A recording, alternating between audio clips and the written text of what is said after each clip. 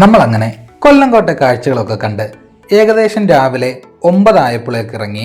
കഴിഞ്ഞ വീഡിയോയിൽ പറഞ്ഞ പോലെ കൊല്ലംകോട് ഞങ്ങൾക്ക് അത്ര നല്ല അനുഭവങ്ങളല്ലായിരുന്നു തന്നത്. ആ വീഡിയോ കാണാത്തവർക്ക് അതിന്റെ ലിങ്ക് ഞാനിവിടെ ഐ ബട്ടണിൽ കൊടുത്തേക്കാമേ. നമ്മൾ ഇവിടുന്ന് നേരെ മുതലമട റെയിൽവേ സ്റ്റേഷനും കരിമ്പനകളാൽ നിറഞ്ഞു നിൽക്കുന്ന ഒരു ഡാമിന്റെ കാഴ്ചകളിലേക്കും അവിടെ നിന്നും ആനമലൈ ടൈഗർ റിസർവ് ഫോറസ്റ്റ് വഴി ചിന്നാർ കാട്ടിൽ കൂടെ നേരെ മൂന്നാർ ചാടി വീട്ടിലേക്ക് പോകുന്ന കാഴ്ചകളെല്ലാം തന്നെയാണ് ഈ വീഡിയോയിലുള്ളത്. പോകുന്ന വഴി ശരിക്കും പാലക്കാടിൻ്റെ യഥാർത്ഥ ഗ്രാമീണ കാഴ്ചകൾ എന്തെന്ന് ശരിക്കും അറിയാൻ പറ്റി. അപ്പോൾ കൂടുതൽ സമയം കളയാതെ നേരെ നമ്മുടെ പാലക്കാട് ട്രാവൽ ബ്ലോഗിൻ്റെ പാർട്ട് 3യിലേക്ക് കടന്നാലോ? അപ്പോൾ എങ്ങനെയാ, കൂടെ പോരുമല്ലേ? ഹേയ്, നമ്മൾ അങ്ങനെ ഇപ്പൊ ഉണ്ടല്ലോ മുതലമട റെയിൽവേ സ്റ്റേഷനിൽ വന്നേക്കുവാണേ. ഇത് ഏതാണെന്ന് ചോദിച്ചാൽ എല്ലാവർക്കും അറിയായിരിക്കും. നമ്മുടെ വെട്ടവും കാലാപ്പാനിയും ഒക്കെ നടന്ന ആ ഒരു റെയിൽവേ സ്റ്റേഷനാണ്. അല്ല, ആംബിയൻസ് ഉള്ള റെയിൽവേ സ്റ്റേഷൻ ഉണ്ടല്ലോ, അതാണ്. നമ്മളിപ്പം വരുന്ന വഴി ഉണ്ടല്ലോ, ഒരു രക്ഷയില്ലായിരുന്നു. കൊല്ലംകോട്ട് നിന്ന് നമ്മുടെ മുതലമട വരെ വരുന്ന ഒരു വഴി ഒരു രക്ഷയില്ല. കിട്ടുക്കൻ കാഴ്ചകളായിരുന്നു. മലയും കോടയും ഒക്കെ ആയിട്ട് നല്ല കിട്ടുക്കൻ കാഴ്ചകൾ. അതുപോലെ തന്നെ രണ്ട് സൈഡും തുള്ളിമരവും ഒക്കെ ആയിട്ട് നല്ല രസമുള്ള കാഴ്ചകളായിരുന്നു കേട്ടോ ഇവിടെ വരുമ്പോൾ. പ്ലാറ്റ്ഫോം ടിക്കറ്റ് എടുത്തതിന് ശേഷം നമുക്ക് സ്റ്റേഷനിലേക്ക് കടക്കാമേ. ഇവിടെ ചോദിച്ചപ്പോൾ അറിഞ്ഞത് പാലക്കാട്, പൊള്ളാച്ചി, പളനി റൂട്ടിലേക്കൊക്കെയാണ് ഇവിടുന്ന് മെയിനായിട്ട് ട്രെയിൻ ഉള്ളത്. കൂടാതെ 3 എക്സ്പ്രസ് ട്രെയിനാണ് ഇവിടെ മെയിനായിട്ട് സ്റ്റോപ്പ് ഉള്ളത്. സ്റ്റേഷനകത്തേക്ക് കടന്നു കഴിഞ്ഞ് മുകളിലത്തെ ബ്രിഡ്ജ് വഴി അപ്പുറത്തെ പ്ലാറ്റ്ഫോമിലേക്ക് നമുക്ക് പോകാം. അവിടെയാണ് ഒട്ടനവധി സിനിമകൾക്ക് ലൊക്കേഷൻസ് ആയിട്ടുള്ള ആ ഒരു മെയിൻ സ്ഥലത്ത് നമ്മൾ എത്തുക. ഇവിടെ നിൽക്കുമ്പോൾ ഇതുപോലെയുള്ള വലിയ മരങ്ങൾ നമുക്ക് കാണുവാൻ കഴിയും. പേരാലാണോ ഏത് മരമാണെന്ന് എനിക്ക് ശരിക്കും അറിയില്ല കേട്ടോ. ഇതുപോലെയുള്ള മരങ്ങളാണ് ഈ സ്റ്റേഷനെ കൂടുതൽ ഭംഗിയാക്കുന്നത്. ആ കാണുന്ന ഒരു ബ്രിഡ്ജ് കയറി നമുക്ക് ഈ പ്ലാറ്റ്ഫോമിലേക്ക് വന്നാൽ നമ്മൾ ഈ നിൽക്കുന്നതാണ് സിനിമ ഷൂട്ടിങ്സ് നടക്കുന്ന ആ ഒരു സ്ഥലം കേട്ടോ. ശരിക്കും ഇവിടെ നിൽക്കുമ്പോൾ നമ്മുടെ മനസ്സിലൂടെ കടന്നു പോകുന്നത് തീർച്ചയായും കാലാപ്പാനിയും വെട്ടം സിനിമയൊക്കെ തന്നെയാകും. ഈ പടർന്ന് പന്തലിച്ച് നിൽക്കുന്ന മരവും കൂടാതെ ബെഞ്ചുകളും എല്ലാം തന്നെ ഈ സ്ഥലത്തിന് മറ്റൊരു ഭംഗി തരുന്നുണ്ട്. പ്ലാറ്റ്ഫോം 1 ശരിക്കും സാധാ റെയിൽവേ സ്റ്റേഷൻ പോലെ തന്നെയാണ്. എന്നാൽ നമ്മൾ ഇപ്പോൾ നിൽക്കുന്ന ഈ 2ാമത്തെ പ്ലാറ്റ്ഫോമിലേക്ക് വരുമ്പോഴാണ് കഥ ഫുൾ മാറുന്നത്. ഇവിടെ നിൽക്കുമ്പോൾ ബാക്ക്ഗ്രൗണ്ടിലായി ട്രെയിനും അതിന് പുറകിലായി തലയെടുപ്പോടെ നിൽക്കുന്ന വലിയ കുന്നുകളും കോടയും ഒക്കെയായി ശരിക്കും നല്ലൊരു കാഴ്ചകൾ തന്നെ ഇവിടുന്ന് കിട്ടും. കൂടാതെ ഈ ഒരു സ്റ്റേഷനിൽ അധികം ആളുകളൊന്നും തന്നെ ഇല്ല. അതുകൊണ്ട് തന്നെ ശരിക്കും സമയമെടുത്ത് ഓരോ കാഴ്ചകളും നമുക്ക് ആസ്വദിക്കാൻ പറ്റും. മാത്രമല്ല ഈ ഒരു സൈഡിലായി നല്ല തണലുമുണ്ട്. കൂടാതെ ഇവിടെയായിട്ട് ഇങ്ങനെ ഒരു മരവും ബെഞ്ചുകളും ഒക്കെ കാണാം. അതുകൊണ്ട് തന്നെ ഈ തണലത്ത് ഇവിടെ ഇരുന്ന് നമുക്ക് റെസ്റ്റ് എടുക്കാൻ കഴിയും. നമ്മൾ കണ്ടല്ലോ മുതലമടയിൽ നിന്ന് ഇറങ്ങിയിട്ട് ഇപ്പം നമ്മൾ കമ്പലത്തറ റിസർവോയറിന്റെ അവിടെ വന്നിട്ടുണ്ടേ. എനിക്കൊന്നു ഇന്നലെ നമുക്കുണ്ടായ നെഗറ്റീവ് മൊത്ത് ഇന്നത്തെ ഒരു ദിവസം നമ്മൾ തീർത്തോണ്ടിരിക്കുകയാണെന്നാണ് തോന്നുന്നത്. കാരണം ഒരു രക്ഷയില്ല, അന്യായം. നമ്മൾ ആക്ച്വലി ഞാൻ കാണിക്കാമേ. ഇതാണ് ആ വ്യൂ. നമുക്ക് വണ്ടി ഇങ്ങോട്ട് ഇറക്കി നമ്മൾ വണ്ടി വിട്ടിട്ടുണ്ട്. ഇത് കണ്ടോ എന്ത് രസം കണ്ടോ, അങ്ങോട്ട് മലകളൊക്കെ. പക്ഷെ നമുക്കുണ്ടല്ലോ യഥാർത്ഥത്തില് നമുക്ക് ഇവിടെ അല്ല, യഥാർത്ഥത്തിൽ നമുക്ക് പോവാനോ അല്ലെങ്കിൽ പോകണമെന്ന് വിചാരിച്ചത് ആ കാണുന്ന സൈഡ് കണ്ടോ, അവിടെയാണ്. അവിടെ നമ്മൾ താമസിക്കുക. ഇപ്പം തന്നെ പോവും. നമ്മളിവിടെ ചേച്ചിയോട് ചോദിച്ച് വഴി മനസ്സിലാക്കിയിട്ടുണ്ട്. അപ്പൊ നമ്മൾ ആ വഴി കയറി നമ്മൾ ഇങ്ങനെ പോകും കേട്ടോ. ഇങ്ങോട്ടേക്ക് വരുന്നത് റിസർവോയറിന്റെ മുകളിൽ കൂടാണ്. ഒരു രക്ഷയില്ലായിരുന്നു ആ വരുന്ന വഴി. എന്ന് വെച്ചാൽ ടോട്ടൽ ഇതാണ്. ഇപ്പോഴാണ് പാലക്കാടിന്റെ ഒരു ഭംഗികൾ നമുക്ക് കിട്ടി തുടങ്ങിയ. സത്യം പറഞ്ഞാൽ പനയും ആ ഒരു കാറ്റും വെള്ളവും റിസർവോയറും ഒക്കെ ആയിട്ട് ഇന്നത്തെ ദിവസമാണ് സത്യം പറഞ്ഞാൽ അത്രയ്ക്ക് എൻജോയ് ചെയ്യുന്നത്. നമ്മൾ സത്യം പറഞ്ഞാൽ പത്തനംതിട്ട വന്നത് തന്നെ എന്തിനാണ്, ഒരു പീസ് ഓഫ് മൈൻഡിനാണ്. ഇവിടെ വന്ന് ഇന്നലെയൊക്കെ വന്നപ്പോൾ എന്താ ഫുള്ള് തിരക്കും കാര്യങ്ങളൊക്കെ ആയിരുന്നു. പക്ഷെ ഇപ്പം നമുക്കത് മൊത്തം മാറി ഒരുപാട് സന്തോഷമായി കേട്ടോ. കാരണം നല്ല രസമുണ്ട് കേട്ടോ കാണാന്.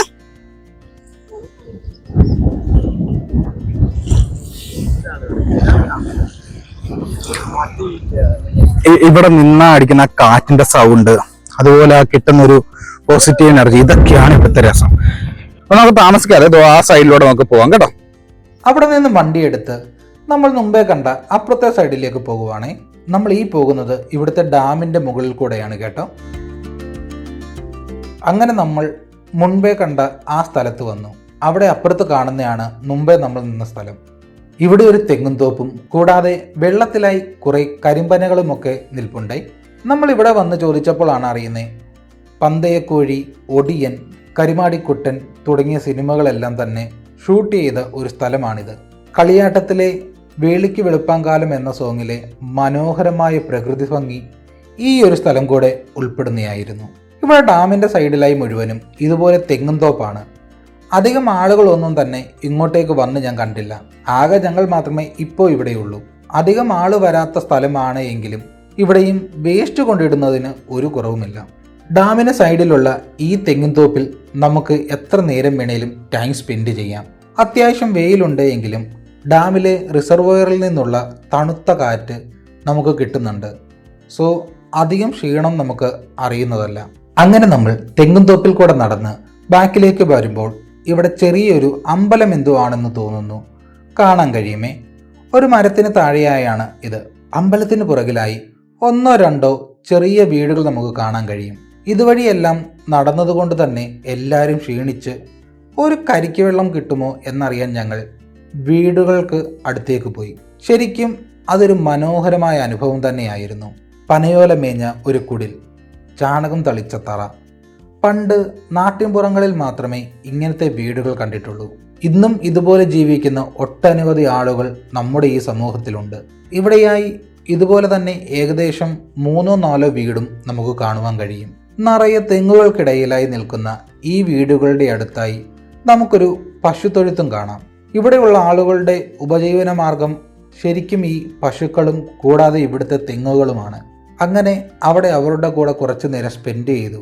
അപ്പോഴാണ് ഞാൻ മുമ്പേ പറഞ്ഞ സിനിമ ലൊക്കേഷൻ്റെ കാര്യമെല്ലാം അറിഞ്ഞതും. ഒടിയനൊക്കെ ഇവിടെയാണ് ഷൂട്ട് ചെയ്തത് എന്ന് ഇവരാണ് ഞങ്ങൾക്ക് പറഞ്ഞു തരുന്നത്. അങ്ങനെ അവിടുത്തെ ചേട്ടൻ ഞങ്ങൾക്ക് കരിക്കിട്ട് തരാം എന്ന് പറഞ്ഞ് തെങ്ങും തോട്ടത്തിലേക്ക് പോയി. പുള്ളി തെങ്ങിൽ കയറുന്ന കാണുമ്പോൾ തന്നെ ശരിക്കും പേടി വരും. വീഡിയോയിൽ കാണുമ്പോൾ അതിൻ്റെ ഒരു നീളം ശരിക്കും മനസ്സിലാകുമോ എന്നറിയില്ല. ബട്ട് അത്യാവശ്യം നല്ല ഹൈറ്റ് ഉണ്ട് ഇവിടുത്തെ തെങ്ങുകൾക്ക്. അതിനു മുകളിലേക്ക് പുള്ളി നിസ്സാരമായിട്ടാണ് കയറിയത്. ഇവർക്കിത് പിന്നെ ശീലമാണല്ലോ. ഇതാണ് ഇവരുടെ ഉപജീവന മാർഗം എന്ന് തോന്നുന്നു. പുള്ളി തെങ്ങിൻ്റെ മുകളിലിരുന്ന് കരിക്ക് നോക്കി വെട്ടിയിടുന്ന കാണുമ്പോൾ തന്നെ ശരിക്കും പേടി വരും. അതുകൊണ്ട് തന്നെ ഞങ്ങൾ ഇത്രയും മതി എന്ന് പറഞ്ഞിട്ടും പുള്ളി നല്ല നോക്കി ഇട്ട് തന്നു കേട്ടോ. കരിക്കെല്ലാം ഇട്ട് കഴിഞ്ഞ് പുള്ളി നൈസായിട്ട് തന്നെ താഴേക്ക് ഇറങ്ങി. സത്യം പറഞ്ഞാൽ താഴെ എത്തിക്കഴിഞ്ഞാണ് ഞങ്ങൾക്കും ഒരു സമാധാനം കിട്ടിയത്. പുള്ളി അതിനുശേഷം വെട്ടിയിട്ട കരിക്കിൽ നിന്നും കുറച്ചെടുത്ത് ഞങ്ങൾക്ക് വെട്ടിത്തരാൻ തുടങ്ങി. ഈ സമയം കൊണ്ട് ഞാൻ ഇവിടുത്തെ തെങ്ങുംതോപ്പ് ഒന്ന് ചുറ്റിക്കാണാൻ തീരുമാനിച്ചു. കുറച്ച് മുന്നോട്ടേക്ക് വരുമ്പോൾ ഇവിടെ ഒരു ബോർഡ് വെച്ചിട്ടുണ്ട്. വനസംരക്ഷണ കൂട്ടായ്മയുടെ ഒരു ബോർഡാണ്. ഡാമിൻ്റെ പണിക്ക് വേണ്ടി ഇവിടുത്തെ കരിമ്പനകൾ വ്യാപകമായി വെട്ടി നശിപ്പിക്കുന്നതിനെതിരെയാണിത്. ആക്ച്വലി ഈ ഒരു കാര്യം എനിക്കും തോന്നി. പണ്ട് ഇവിടുത്തെ സീൻസൊക്കെ പാട്ടുകളിൽ കാണുമ്പോൾ ഇതിലും നിറയെ പനകൾ ഉള്ളതായി എനിക്ക് തോന്നിയിട്ടുണ്ട്. എന്നാൽ ഇന്ന് അങ്ങ് വെള്ളത്തിൽ കുറച്ച് പനകൾ നിൽക്കുന്നത് മാത്രമാണ് നമുക്ക് കാണാൻ കഴിയുന്നത്. അങ്ങനെ ഇതൊക്കെ കണ്ടും ഓർത്തും അതുവഴി നടന്നപ്പോഴേക്ക് പുള്ളി കരിക്കൊക്കെ വെട്ടിക്കഴിഞ്ഞു. അങ്ങനെ അവിടെ നിന്നും കരിക്കൊക്കെ കുടിച്ച് ഞങ്ങൾ കമ്പലത്തറയുടെ വിട പറഞ്ഞു. ശരിക്കും ഇവിടെ വന്നത് ഒരു നല്ല അനുഭവം തന്നെയായിരുന്നു. ഇവിടുത്തെ കാഴ്ചകളും ഇവിടുത്തെ ആളുകളുടെ പെരുമാറ്റവും എല്ലാം തന്നെ അത്ര കിടുവായിരുന്നു. ശരിക്കും പാലക്കാട് ഞങ്ങളുടെ മനസ്സ് നിറച്ചു എന്ന് തന്നെ പറയാം. ശരിക്കും കേരളത്തിൻ്റെ ഭംഗി ഒളിഞ്ഞിരിക്കുന്നത് ഇതുപോലെയുള്ള ഗ്രാമങ്ങളിൽ തന്നെയാണ്. ഞങ്ങൾ പാലക്കാട്ടേക്ക് വന്നത് തൃശ്ശൂർ കയറിയായിരുന്നു. ഇങ്ങോട്ട് വന്നപ്പോൾ അത്രയ്ക്ക് ട്രാഫിക്കും കാര്യങ്ങളുമായിരുന്നു. അതുകൊണ്ട് തന്നെ തിരിച്ചുള്ള യാത്ര തമിഴ്നാട് കയറി ആനമല വഴി മൂന്നാർ കയറി വീട്ടിലേക്ക് പോകാം എന്നാണ് തീരുമാനിച്ചിരിക്കുന്നത്. തമിഴ്നാട്ടിൽ കയറിയപ്പോഴേക്ക് 2 സൈഡിലുമായി പുളിമരമൊക്കെയായി നല്ല റോഡുകൾ തുടങ്ങി. ഇപ്പോൾ നമ്മൾ നേരെ പോകുന്നത് ആനമലയിലേക്കാണ്.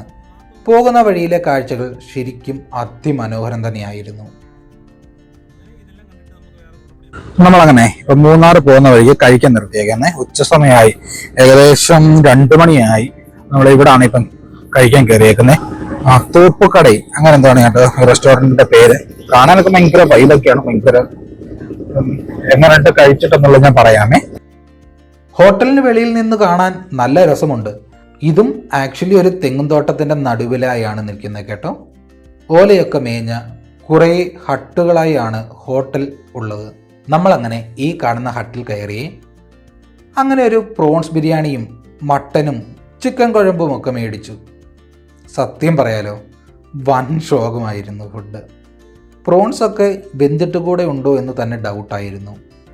പിന്നെയും ഉള്ളതിൽ ഭേദം കോഴിക്കുഴമ്പായിരുന്നു. അങ്ങനെ അവിടെ നിന്നും കഴിച്ചില്ല എന്ന് വെച്ച് ഞങ്ങൾ വീണ്ടും യാത്ര തുടർന്നു. അങ്ങനെ നമ്മൾ ആനമലൈ ടൈഗർ റിസർവ് ഫോറസ്റ്റിലേക്ക് ഉള്ള യാത്രയിലാണ്. പോകുന്ന വഴി ദല്ലി എന്ന സ്ഥലത്ത് ഇതുപോലെയുള്ള ടിപ്പിക്കൽ തമിഴ്നാട് സ്റ്റൈലിലുള്ള കുറേ ഗ്രാമങ്ങളിലൊക്കെ നമുക്ക് കാണാൻ കഴിയും. രണ്ട് സൈഡിലുമായി നിറയെ വീടുകളും കടകളും നടുക്കൂടെ ഒരു കൊച്ചു വഴി. നല്ലൊരു രസമുണ്ട് ഈ ഒരു റോഡ് യാത്ര ശരിക്കും. അങ്ങനെ നമ്മൾ വീണ്ടും ആനമലൈ റോഡിൽ കൂടെ യാത്ര തിരിച്ചു.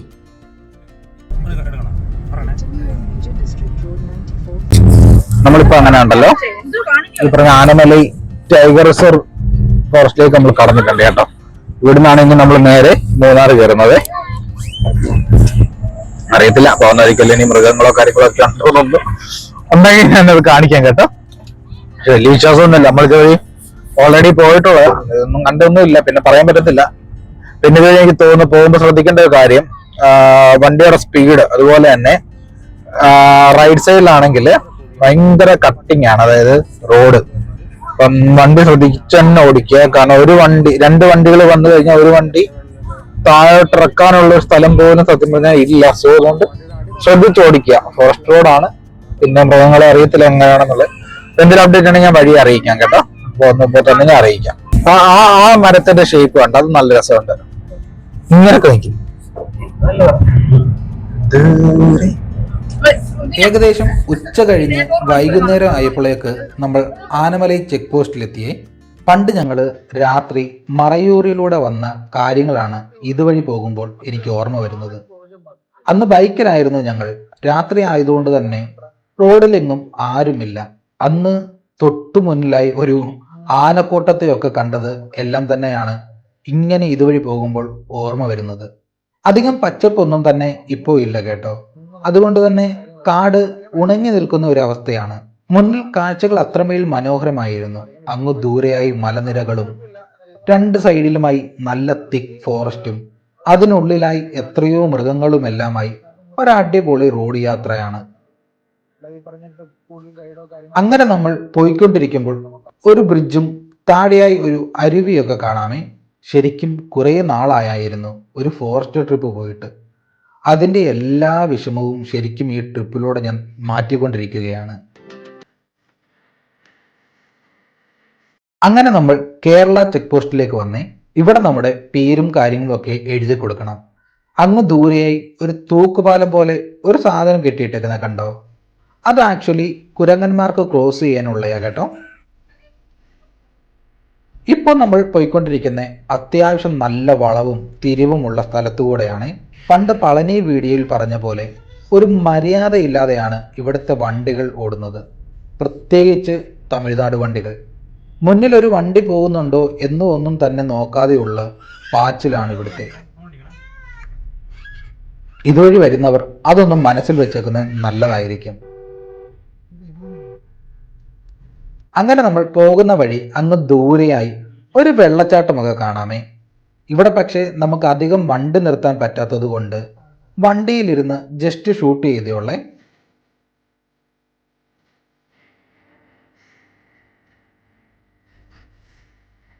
അങ്ങനെ നമ്മൾ കുറച്ച് മുൻപോട്ട് വന്നപ്പോൾ ഒരു എക്കോ ടൂറിസം പോയിന്റ് കണ്ട് വണ്ടി നിർത്തിയേ. ഇവിടെയായി ഒരു ചെറിയ വെള്ളച്ചാട്ടവും കൂടാതെ ഒരു എക്കോ ഷോപ്പും നമുക്ക് കാണാൻ കഴിയും. നല്ല ആമയുടെ ഒരു ആകൃതിയിൽ പണിഞ്ഞ ഒരു ഷോപ്പ്. ചിന്നാറാണിത് കേട്ടോ.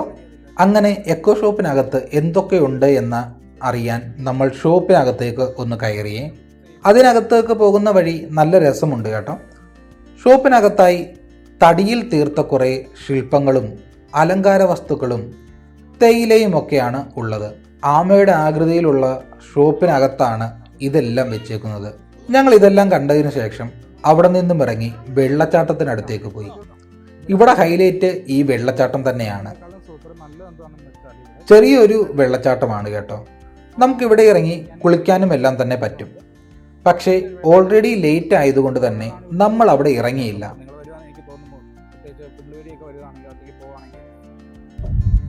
നമ്മളുണ്ടല്ലോ അങ്ങനെ ഇപ്പം ഏകദേശം മറയൂർ ആ ഭാഗത്തോട്ട് ഇപ്പം പോയിക്കൊണ്ടിരിക്കട്ടോ. ഇവിടെ ഇപ്പം ഫുള്ള് തേയിലക്കാടാണ്. ഏകദേശം സമയം 5:30 ഇത്രയും ലേറ്റായി. ഞാൻ പറയല്ലേ, നല്ല തിരക്കുണ്ടായിരുന്നു കേട്ടോ റോഡില്. തിരക്കിനേക്കാൾ കൂടുതൽ ഈ പറഞ്ഞ വണ്ടികൾ വരുന്ന ഭയങ്കര സീനാണ്. ആക്ച്വലി നമുക്ക് ഒട്ടും അക്സെപ്റ്റ് ചെയ്യാൻ പറ്റാത്ത രീതിയിലാണ് ഈ പ്രത്യേകിച്ച് തമിഴ്നാട് വണ്ടി ഓടിക്കുന്നത്. ആ ഒരു പ്രശ്നമായിരുന്നു മെയിനായിട്ടുള്ളത്. ബാക്കി തന്നെ കൂളാണ്. അപ്പൊ നമ്മളിപ്പോ ഇനി നേരെ തേയിലക്കാടൊക്കെ കഴിഞ്ഞിട്ട് ഇതാണ് സിമ്പിൾ. അപ്പം ഈ പറഞ്ഞ ബാക്കി ഇനി നമുക്ക് ഇവിടെ തേയിലക്കാട കേട്ടോ ഫുള്ള്. ഇനി തേയിലക്കാടൊക്കെ കണ്ട് പതുക്കെ നമുക്ക് ആഗ്രഹമുണ്ട് കുറച്ച് തേയിലയും പിന്നെ കുറച്ച് വൈറ്റ് ചോക്ലേറ്റും കാര്യങ്ങളൊക്കെ മേടിച്ച് വീട്ടിലോട്ട് പോകാനായിട്ടോ പ്ലാൻ ചെയ്യുന്നത്. ഇനിയിപ്പോ എവിടെയെങ്കിലും നമുക്ക് ഈ പറഞ്ഞതിന്റെ തൊട്ട് എന്തെങ്കിലും ഉണ്ട്, കാണാൻ സ്ഥലമോ കാര്യങ്ങളോ ഉണ്ട് എങ്കിൽ നമ്മള് വീണ്ടും കയറും കേട്ടോ. അപ്പം ഇപ്പൊ എന്തായാലും ഈ തേയിലക്കാടൊക്കെ കാണിച്ച് ഈ പറഞ്ഞതിന്റെ തൊട്ട് ബാക്കി സ്ഥലങ്ങൾ എവിടെയെങ്കിലും കയറുന്നുണ്ടെങ്കിൽ ഞാൻ ബാക്കിയോടെ കാണിക്കാം കേട്ടോ. ഇപ്പോൾ നമ്മൾ മൂന്നാറിലേക്കുള്ള വഴിയെ കൂടെയാണ് പോകുന്നത്. ഇവിടെ വഴിയിൽ ഇതുപോലെ തേയിലക്കാടുകളും കൂടാതെ വെള്ളച്ചാട്ടവും ഒക്കെ തന്നെ നമുക്ക് കാണാൻ പറ്റും. ചെറിയൊരു മഴക്കോളൊക്കെ ഉണ്ട്. കൂടാതെ കോടയൊക്കെ ഇറങ്ങിയും തുടങ്ങി. അതുകൊണ്ട് തന്നെ ഇനി എവിടെയും നിർത്താതെ നേരെ വീട്ടിലേക്ക് പോകാനാണ് നമ്മൾ പ്ലാൻ ചെയ്യുന്നത്. പക്ഷേ ശരിക്കും ഈ പോകുന്ന വഴി ഒരു രക്ഷയില്ല. അതുകൊണ്ട് തന്നെ പ്രകൃതി കണ്ട് ആസ്വദിച്ചാണ് നമ്മൾ വണ്ടി ഓടിക്കുന്നത്. പതുക്കെ പോകുന്നത് കൊണ്ട് തന്നെ ഇനി എപ്പോൾ വീട്ടിലെത്തുമെന്ന് അറിയില്ല. നമ്മളുണ്ടല്ലോ ഇപ്പൊ മൂന്നാർ പോകുന്ന വഴിയാണ്. പോകുന്ന വഴിക്ക് ഒരു ചായ കുടിക്കാൻ വേണ്ടിയിട്ട് വണ്ടി നിർത്തിയാണേ. നല്ല രസമുണ്ട്. ഈ ഒരു ഭാഗത്തായിട്ട് ഇവിടെ ചുറ്റിനും നല്ല തേയിലക്കാടും നല്ല മലയുണ്ടോ. അത് നല്ല രസമുണ്ട് കേട്ടോ കാണാൻ. അവിടെ നിന്നാണെങ്കിൽ ഇതായത് കണ്ടോ കുടപോലെ ഇങ്ങനെ ഇറങ്ങിയൊക്കെ വരുന്നുണ്ട്. ഞാനിപ്പം വണ്ടി നിർത്തിയേക്കുവാണ്. അപ്പം മെയിനായിട്ട് ശ്രദ്ധിക്കേണ്ട കാര്യം ഇവിടെ റേഞ്ച് എന്ന് പറയുന്ന ഒരു സാധനമില്ല. ഇതൊന്നും മറയൂന്ന് തൊട്ട് ഇവിട്ടം വരെ ഐഡിയയും ബി എസ് എല്ലും ഉണ്ട്. രണ്ടിനും റേഞ്ച് ഇല്ല. അതാണ് സത്യം. ഇടുന്ന കയ്യിൽ പൈസ ഉണ്ടെങ്കിൽ സത്യം പറഞ്ഞാൽ കയ്യിൽ പൈസ തന്നെ വേണം കേട്ടോ. കയ്യിൽ പൈസ ഉണ്ടായിട്ട് വേണം ഇതുപോലുള്ള ചായക്കടകളിൽ ഇറങ്ങണം എന്നാണ്. ഇല്ലെങ്കിൽ നല്ല സീന. ഇവിടെ റേഞ്ച് ഒന്നും സാധനം ഇല്ല. പിന്നെ ഇവിടെ നിൽക്കാൻ നല്ല വ്യൂ ആണ് കേട്ടോ. ചുറ്റും തേയിലക്കാടും കാര്യങ്ങളൊക്കെ ആയിട്ട് നല്ല രസമുണ്ട് കേട്ടോ. അങ്ങനെ ചായയൊക്കെ കുടിച്ച് അവിടെ നിന്ന് ഇറങ്ങി. ഇതാണ് റോഡിലെ അവസ്ഥ. മൂന്നാർ എത്തിയപ്പോഴേക്ക് കോട ഭയങ്കരമായി കയറി. റോഡൊക്കെ കാണുന്നത് തന്നെ പാടാണ്. ചെറിയ ചാറ്റൽ മഴ കൂടെയുണ്ട്. പക്ഷേ ശരിക്കും പ്രകൃതി കാണാൻ ഒരു രക്ഷയില്ലെന്ന് തന്നെ പറയാം. പാലക്കാട്ടെ ചൂടിൽ നിന്നും നേരെ വന്ന് മൂന്നാറിലെ ഈ ഒരു തണുപ്പും ആസ്വദിച്ചാണ് എന്തായാലും ഈ യാത്ര അവസാനിക്കുന്നത്. അങ്ങനെ ചൂടും കോടയും ഒക്കെ കഴിഞ്ഞ് ഏകദേശം രാത്രി 12 ആയപ്പോഴേക്കാണ് നമ്മൾ റാന്നി എത്താറായത്. എന്തായാലും ഒരു അടിപൊളി യാത്ര തന്നെയായിരുന്നു ഇത്. പാലക്കാടിൻ്റെ കാഴ്ചകളിലൂടെയുള്ള യാത്രയുടെ എപ്പിസോഡ്സ് ഇവിടെ കൊണ്ട് തീരുവാണേ. പിന്നെ കുറേ നാൾ കാണാതെ ഇരുന്ന് ഏകദേശം 5 കൊല്ലത്തിന് ശേഷം ഒത്തുകൂടുന്ന കുറച്ച് കൂട്ടുകാരുടെ വാഗമൺ യാത്രാവിശേഷങ്ങളൊക്കെ ആയിട്ട് ഒരു അടിപൊളി വീഡിയോ പുറകെ വരുന്നുണ്ട്. കൂടാതെ മിതമായ റേറ്റിൽ താമസിക്കാൻ പറ്റുന്ന ഒരു സ്റ്റേയും യാത്ര പോകാൻ ഒരു അടിപൊളി ട്രാവലറും ആ വീഡിയോയിൽ പരിചയപ്പെടുത്തുന്നുണ്ട്. അപ്പോൾ കൂടുതൽ വീഡിയോസ് പുറകെ വരുന്നുണ്ട്. എല്ലാവരും സപ്പോർട്ട് ചെയ്യുമെന്ന് പ്രതീക്ഷിക്കുന്നു. വീഡിയോസ് ഇഷ്ടമായ സബ്സ്ക്രൈബ് ചെയ്യാൻ മറക്കല്ലേ. അപ്പോൾ അടുത്ത വാഗമൺ ഗെറ്റ് ടുഗദർ വീഡിയോയുമായി ഉടനെ കാണാം. അപ്പോൾ എങ്ങനെയാ, കൂടെ പോരുമല്ലേ?